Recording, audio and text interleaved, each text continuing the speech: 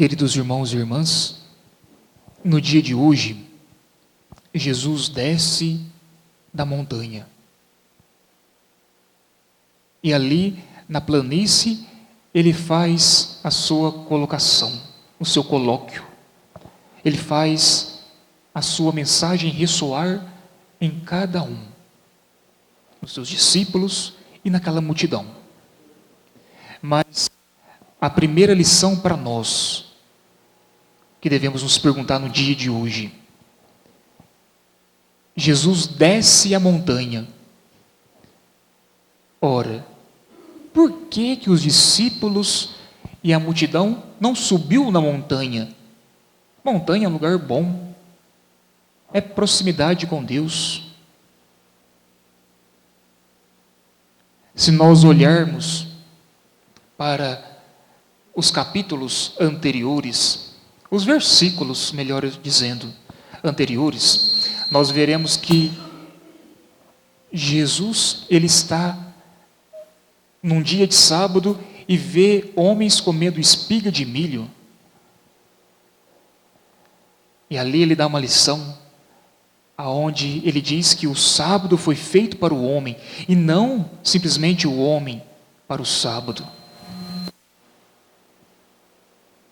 Se nós olharmos um pouquinho mais para frente, Jesus, ele curou um homem da mão seca. E depois de curar o homem da mão seca, Jesus, ele sobe a montanha. E ali na montanha, ele reza para com o Pai. Jesus é Deus. Jesus não necessitava de oração. Ele tinha autonomia própria.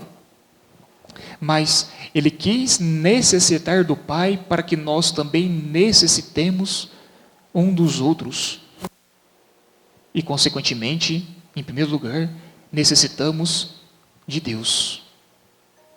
E Jesus, então, está ali, no alto da montanha, então ele desce. Ele desce diante dos discípulos e daquela multidão, para dizer algo, para falar algo. E ali naquela multidão, estava sim os seus discípulos, mas também havia um pessoal crente e não crente, fiel e não fiel.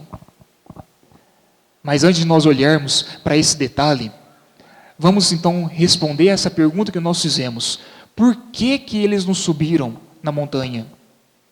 Ora, não sei se vocês notaram, a oração coleta dizia: ó Deus, dai-me um coração aberto. Ele não falava a palavra aberto, né? Mas um coração sincero, um coração que saiba receber. E como nós vamos tendo, melhor dizendo, um coração aberto para receber o Senhor, se não tivesse coração alargado, largo, né?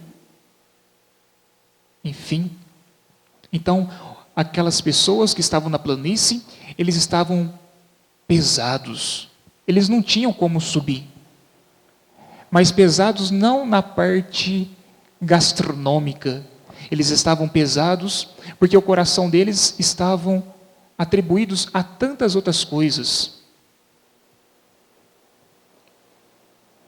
Então percebam que ali havia os seus 12 rapazes, estavam os discípulos, aqueles que seriam os seus apóstolos. Mas ali também tinha pessoal que tinha fé, pessoal da Judeia, de Jerusalém. Mas também o evangelista nos fala que o pessoal de Tiro e Sidônia estavam ali. E Tiro e Sidônia são cidades vizinhas, geograficamente a 30 quilômetros uma da outra. Elas estão próximas de Cafarnaum, aonde estava Jesus até então. Mas ali é uma cidade que está além da Galileia. Cafarnaum está dentro da Galileia. É o que nós víamos semana passada, aonde Jesus encontra Simão Pedro, André, Tiago e João. Mas, então, Tiro e Sidônia estava fora da Galileia. estava na redondeza do mar grande, como diziam, o mar Mediterrâneo, né? Então eles estavam naquela cidade litorânea. E Jesus, então, ele vem para aqueles homens também, para aquelas pessoas que não tinham fé, que não tinham crença. Jesus veio para aqueles, porque Jesus é o médico que veio para os doentes. Diz o ditado: o são não necessita do doente, é o enfermo que necessita da pessoa qualificada. Então Jesus veio para esses.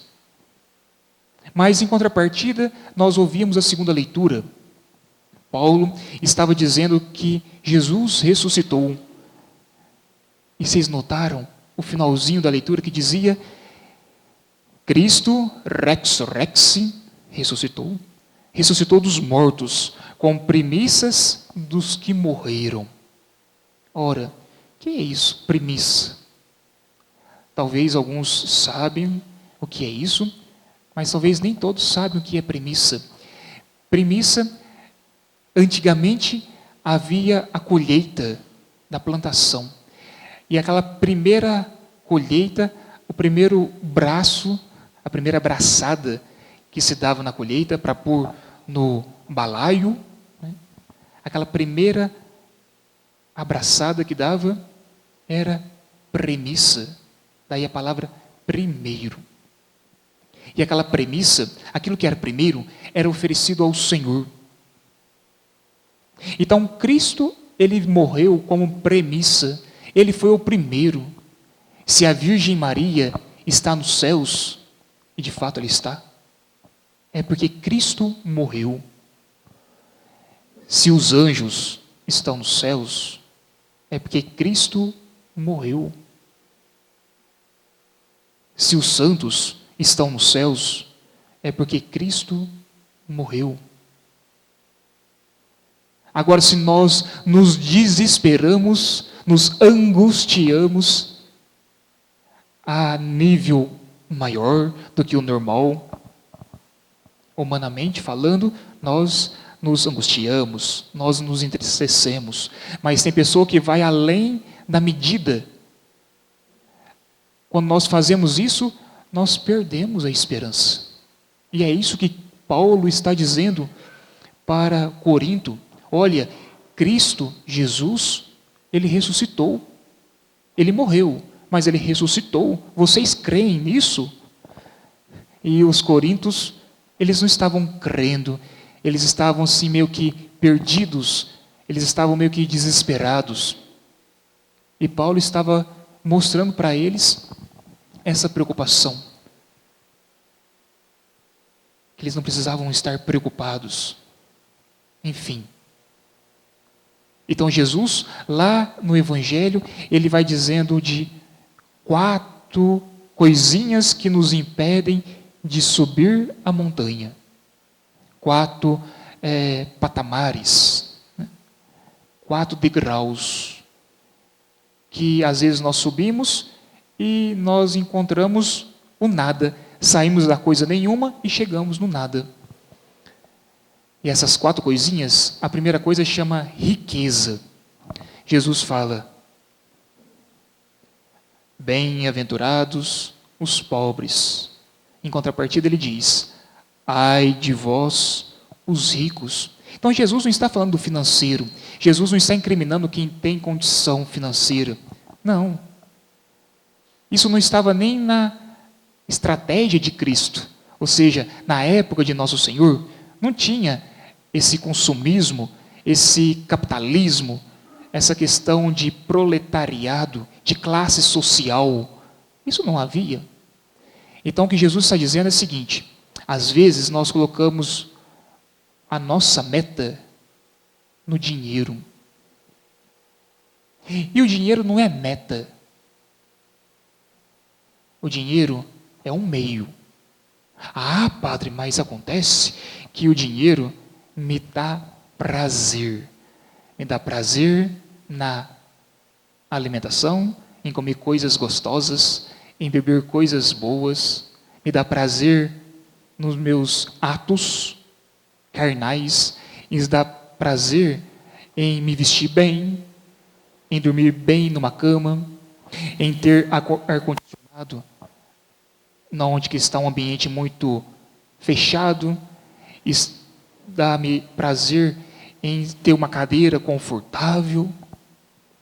O dinheiro é bom, mas ai de vós que coloca a sua segurança na riqueza. Esse é o primeiro tropeço, riqueza. Mas também tem outro, é a comida. Quantas vezes nós fazemos o nosso estômago o nosso Deus, aonde eu vivo para comer, aonde eu me preocupo demasiadamente com a alimentação. Isso, assim, é só abrindo parênteses.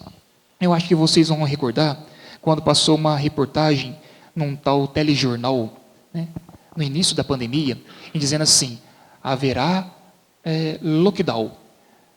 Os supermercados lotaram, onde as pessoas ficaram com medo de ficar sem alimento, as igrejas vazias. A pessoa preocupa com o alimento corporal e quase não preocupa com o alimento espiritual, por N motivos. Então Jesus fala: ai de vós que agora tendes fartura, porque passareis fome. Enfim, aí vem o terceiro tropeço, a terceira pedrinha de tropeço, aonde o próprio Jesus fala: tudo bem, talvez não é a riqueza, talvez não é a comida, mas talvez é os afetos. Agora você está rindo, mas talvez você vai chorar. Ou seja, tem pessoas que se apegam nos afetos, aonde dizem assim: não, se a pessoa não me reconhece, se a pessoa não me joga confete, se a pessoa não me aplaude, se a pessoa não diz que é bom, eu fico decepcionado, cabisbaixo. Então Jesus fala: ai de vós. Ai, o que significa esse ai? Cuidado, presta atenção. Você notou o que você está fazendo? Olha. E aí Jesus termina dizendo: mas tem pessoas que vivem na vanglória, como os falsos profetas. Ou seja, olha, aquela pessoa não falou bem de mim, então eu fico emburrado. Espera lá. Olha, eu procuro me satisfazer a minha carência no meu esposo, na minha esposa, no meu matrimônio. Mas como que o meu esposo e minha esposa não me completa, então eu procuro nos meus filhos. Sabe, padre, olha, eu estou casado até hoje graças aos meus filhos. Mas às vezes nós não encontramos alegria nos filhos. Aí nós dizemos: não, eu casei com a pessoa errada. Ou seja, nós vemos o matrimônio, o sacerdócio, como a finalidade. E não. O matrimônio é belo, o sacerdócio é belo, mas são meios de me levar para os céus. Eu sou padre não para ser salvo, mas é porque, sendo padre, eu estou próximo da salvação. Você caminha com seu esposo, com a sua esposa, com seu cônjuge, não porque ele ou ela é a sua companheira, companheiro. Não, é porque os dois indicam para os céus. Vão de mão dadas para os céus. Essa é a finalidade. Então Jesus está mostrando isso. Essas alegrias e esses ais. 4 alegrias e 4 ais. E aí Jesus termina, que é na primeira leitura, dizendo, né, olha, se vocês estiverem perto da água, ou seja, perto de mim, vocês darão frutos no tempo certo. Vocês não vão temer a seca, a terra árida, a terra que está caudalosa, não. Porque vocês estão com as raízes enfincadas na água, recebendo a seiva. As bem-aventuranças é para todos. Jesus oferece para todos. Porém, somente alguns alcançam. Que nesse final de semana nós possamos alcançar essas alegrias que Jesus nos concede.